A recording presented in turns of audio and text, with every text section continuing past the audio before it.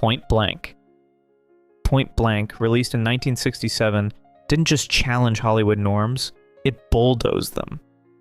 In a time when clean-cut narratives ruled, the film arrived like a cinematic cipher. Fractured timelines, stark silences, and a protagonist who barely spoke. Lee Marvin's performance as Walker, a man betrayed, left for dead, and laser-focused on reclaiming $93,000, wasn't just cold, it was clinical. Some film historians speculate that Marvin, haunted by his real-life combat experience in World War II, channeled that trauma into a character stripped of sentiment. Others whisper that Marvin, who reportedly had Final Cut privileges, urged director John Borman to lean into the film's surreal tone, resisting studio pressure to make it more conventional. Whether myth or fact, the result was a revenge thriller that played more like European art cinema than American pulp. Critics were initially divided. The New York Times reportedly dismissed it as pretentious. But decades later, it's earned cult status and a 93% Rotten Tomatoes rating. Directors like Steven Soderbergh have praised its influence. And its stark portrayal of Los Angeles as a cold, corporate labyrinth now echoes in countless modern crime films. Even the sound design, minimalist, unsettling, feels eerily ahead of its time. Fight scenes were clumsy and brutal, more like real violence than the glossy choreography of today's blockbusters. Forgotten by many, but foundational to the genre, Point Blank didn't just age well, it predicted the future. The Swimmer. In 1968, The Swimmer arrived with a premise so offbeat it left audiences bewildered. A man in swim trunks attempts to make his way home by swimming through every backyard pool in his wealthy Connecticut neighborhood.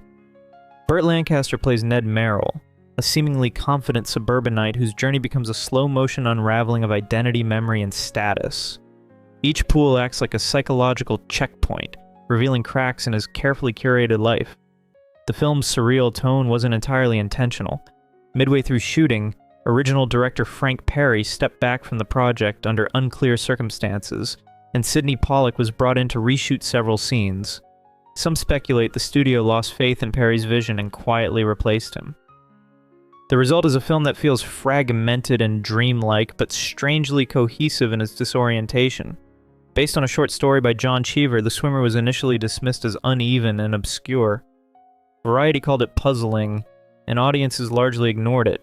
But over time, it's earned a cult following, with many now calling it a lost masterpiece. Long before shows like Mad Men or films like American Beauty dissected suburban malaise, The Swimmer was already peeling back the glossy surface of post-war affluence. Lancaster, more often cast as a rugged hero, took a personal and professional risk, especially considering his fear of water. He reportedly trained with former Olympian Bob Horn just to get through the shoot. The film's final scene remains famously ambiguous. Some interpret it as a metaphor for self-inflicted death. Others see it as a psychotic break or a purgatorial loop. Whatever the meaning, it sticks. Seconds. In 1966, Paramount released a film that didn't just puzzle audiences, it alienated them. Seconds, directed by John Frankenheimer, was a psychological thriller with science fiction undertones that veered so far off the mainstream path, it left many viewers unsettled. At its Cannes premiere, the reaction was mixed. Despite being nominated for the Palme d'Or, the film was largely dismissed as too bleak and disorienting for the era's sensibilities. The plot follows Arthur Hamilton, a disillusioned banker who undergoes a radical surgical transformation to become a new man, literally. A shadowy corporation offers him a second life, complete with a new identity and face. Rock Hudson, cast in a role that sharply contrasted with his romantic leading man image, portrayed Hamilton's post-surgery self. The casting sparked debate. Some dare to guess Hudson saw the role as a way to break free from his carefully curated Hollywood persona.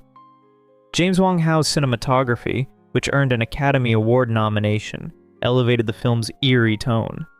With distorted wide angles, handheld tracking shots, and suffocating close-ups, the visuals amplified the film's core anxiety. What happens when personal reinvention becomes a corporate product?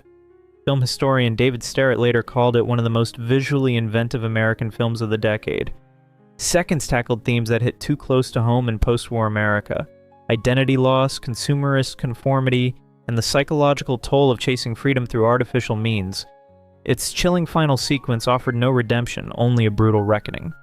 Though it floundered commercially, Seconds has since been embraced by a new generation of filmmakers.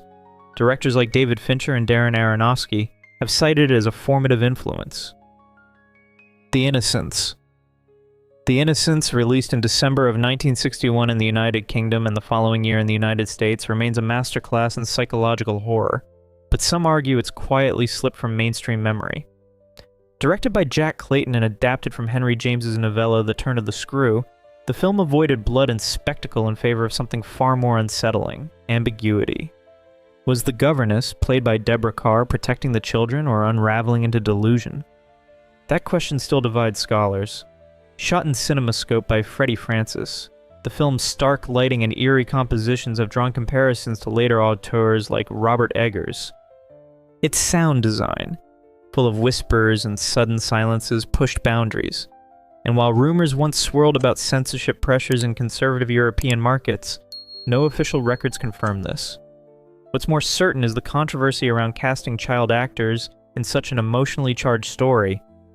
Some film circles speculated that the intensity of Martin Stevens and Pamela Franklin's performances drew criticism, though few dared to say so in print.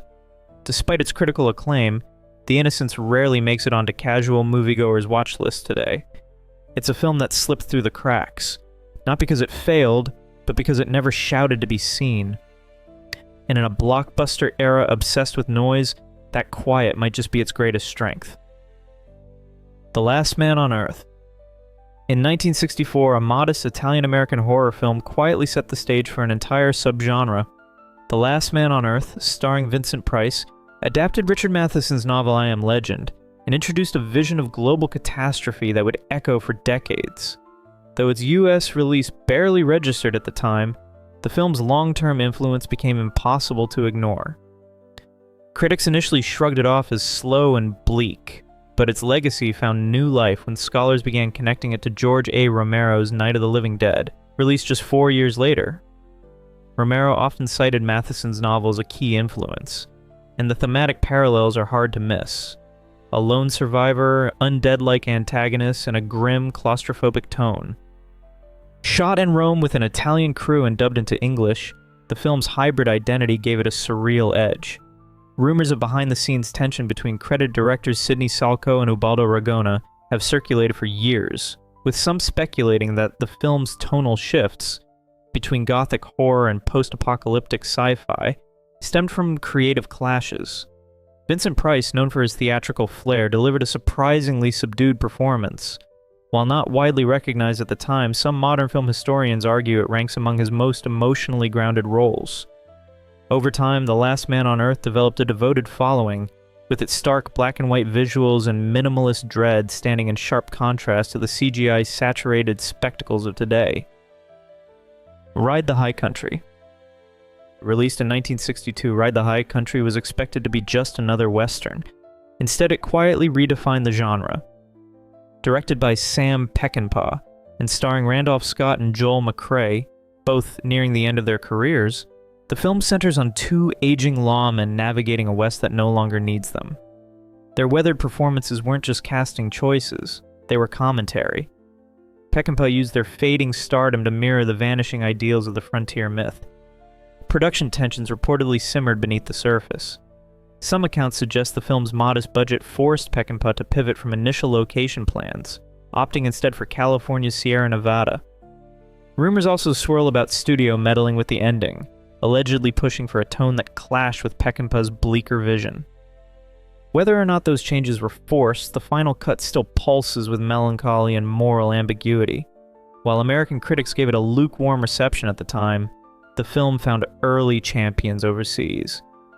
In France and the United Kingdom, reviewers praised its layered characters and emotional depth, helping spark its devoted status. Over the decades, its reputation only grew. Directors like Martin Scorsese and Quentin Tarantino have acknowledged its influence. Though not always in direct quotes, their admiration is well documented. What sets Ride the High Country apart from today's blockbusters is its restraint. No explosions, no digital spectacle, just a quiet reckoning with honor, decay, and the price of survival. Long before the revisionist westerns of the 70s, Peckinpah was already dismantling the myth of the noble cowboy, one dusty frame at a time. Petulia. Petulia, released in June of 1968, arrived just as the optimism of the counterculture was beginning to sour. Directed by Richard Lester, better known for his Beatles comedies, the film took a sharp left turn from flower power into psychological disillusionment. Julie Christie plays a wealthy socialite trapped in a violent marriage to David, portrayed by Richard Chamberlain, while George C. Scott's emotionally detached doctor becomes her reluctant confidant. Their relationship is less a romance and more a fragmented cry for meaning in a world unraveling. Lester's use of jump cuts, flashbacks, and abrupt tonal shifts, shaped by editor Anthony Gibbs and captured through Nicholas Roeg's striking cinematography, mirrored the cultural breakdown of late 60s America. The score, composed by John Barry, underscored the film's somber tone, trading psychedelic euphoria for emotional wreckage.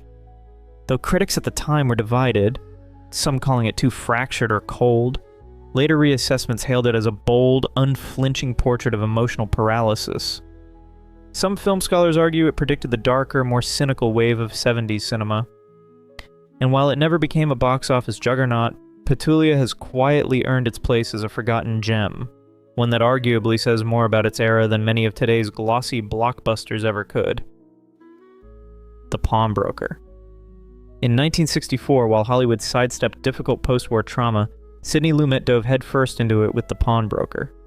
Rod Steiger's portrayal of Saul Nazarman, a Holocaust survivor numbed by loss and running a pawn shop in Harlem, wasn't just powerful, it was a cinematic rupture. Steiger earned an Academy Award nomination for the role, reportedly drawing from months of survivor interviews to channel what he called the rage of a man who can't feel anymore. Shot in stark black and white by Boris Kaufman, the film used abrupt flashbacks, triggered by everyday moments to mirror Saul's fractured psyche. One controversial cut, from a woman lifting her blouse to a scream inside a concentration camp, sparked outrage not for its violence, but for a brief moment of nudity.